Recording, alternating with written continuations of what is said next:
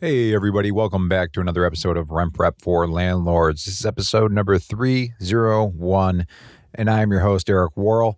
And today we're going to be talking about a $4.8 million Ponzi scheme that is involved with real estate. And we're going to talk about what happened with this, what was going on out in Rhode Island, how it all went down, and what you should know about it and what we can learn about it.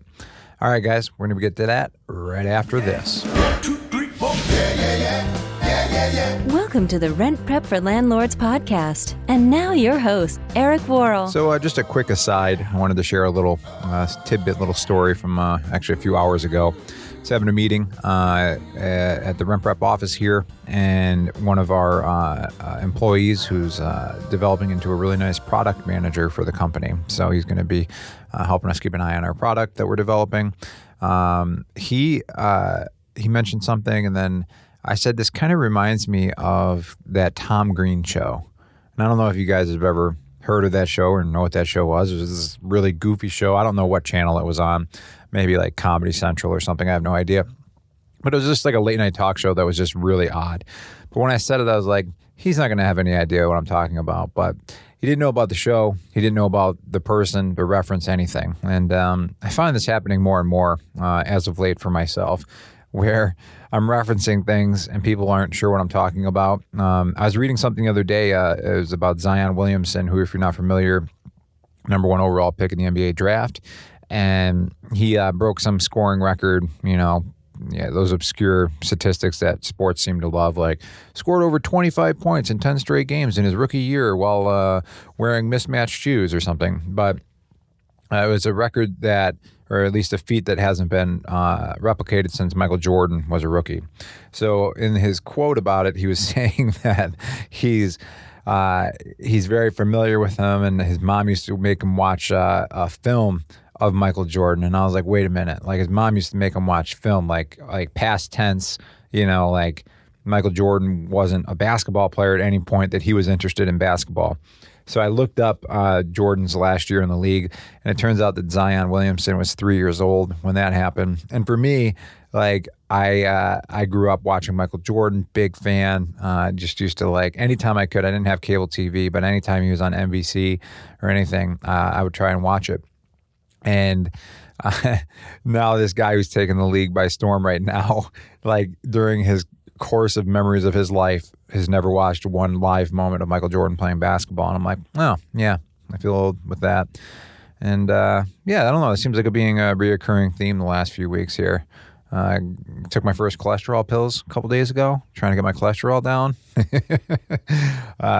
Just a lot of other life stuff that's just kind of fun, to deal with. But there are things we all deal with, how you cope with them and how you rationalize them, or at least fit them into your life and your story that you tell yourself is important. Because I think for some people it kind of shakes them up, and other people you just kind of laugh and go, yeah, all right, let's keep moving. So in the spirit of just keep moving, I would like to get to the podcast topic today.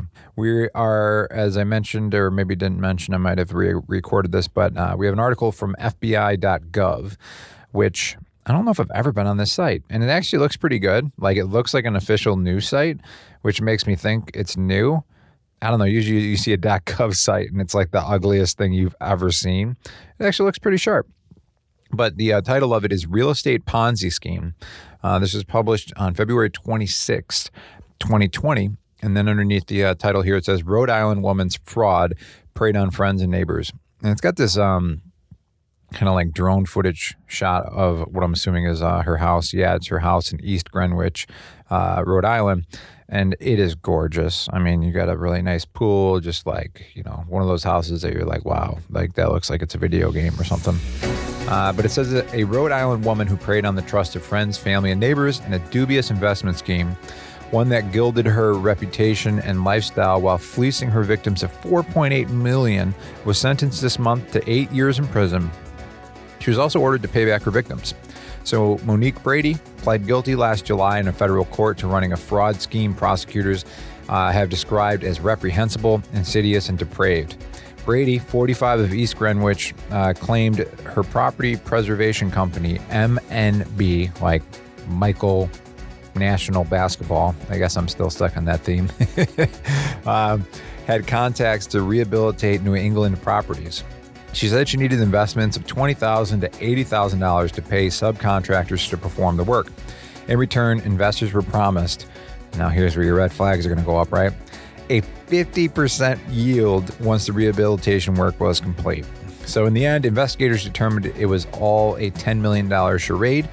There was no large-scale property rehab and only a few legitimate low-dollar contracts. Almost all the money was being used to prop up Brady's Ponzi scheme and support a lavish lifestyle on the backs of friends who thought they knew her. So, I don't think this is really a lesson that we can pull from this, because most of us know if you hear about an investing opportunity that's a 50% yield that is talking in the terms of like a year or two, it's probably not a good thing to invest in. That's a little bit too sweet. I don't remember what the investment numbers were that the famous Ponzi scheme, what am I talking about here? Madoff. What did Madoff promise? Let's see if we can figure this out. Madoff promised returns. I'm going to the old Google. Madoff promised consistent returns of 10 to 12% and delivered, or at least it appeared his investment strategy delivered on those terms. So I thought it was higher than that. I thought he was like promising like 20%, but maybe I'm wrong on that. That's from AOL.com. Let's see if Wikipedia has anything. With promised so according to Wikipedia, going on a little tangent here, it says that Madoff discussed his supposed methods. In the 1970s, he had placed investment funds into convertible arbitrage positions in large cap stocks with promised investment returns of 18% to 20%. And in 1982, let me see if there's any other promises on here. Yeah.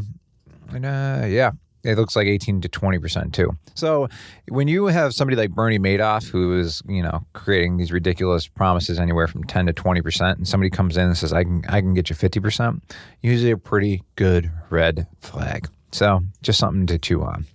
It says here that she had lifelong friends who were just totally and completely betrayed by her, said Pepper Diegler, a special agent in the FBI's Boston field office who worked with Internal Revenue Service special agents on the case. Brady's victims, among them multimillionaires, firefighters, young and elderly, represented the cross-section of the Tony community 30 minutes south of Providence. Most had a very close connection to Brady, and investigators identified 23 individuals who lost their investments in the scheme, which encouraged investors to roll over purported gains to increase their stakes and potential windfalls.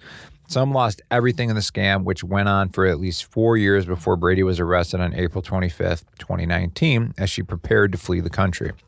The burden of this loss is nearly impossible to put into words, said one victim. The stress my family has endured is beyond measure. Even my children's futures are altered forever. The scam came to light after the IRS criminal investigation discovered inconsistencies between Brady's spending and her business. That led to closer forensic analysis and then a deeper dive into financial records that showed repeated deposits of large checks, including some of $50,000 or $60,000. And the high dollar figures are not that unusual in real estate, where flipping houses and extensive remodels can reach into six figures. But the sham fell apart quickly when federal agents began interviewing Brady's investors.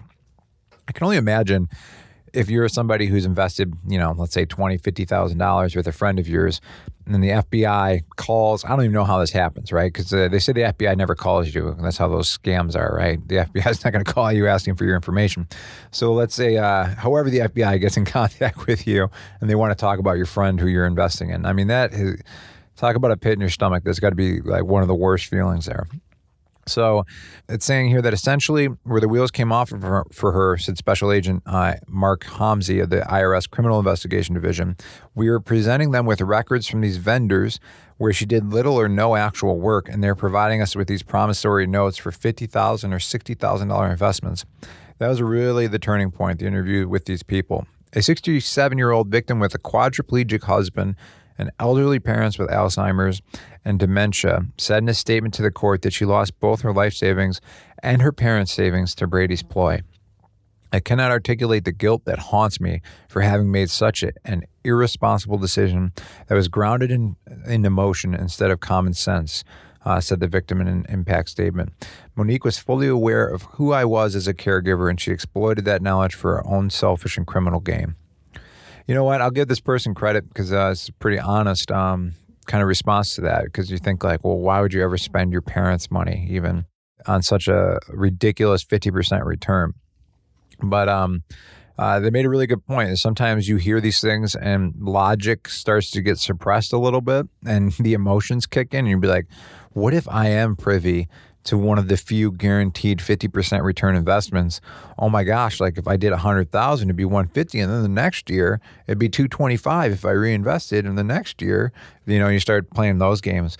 I think a lot of that's tough too, just in investing in general, right? Because you're always trying to like play that game of like, where can I get a good return for my money, but also not risking too much. And of course, there's scams like this that are out there too, but hopefully not that common, because this is a really sad one.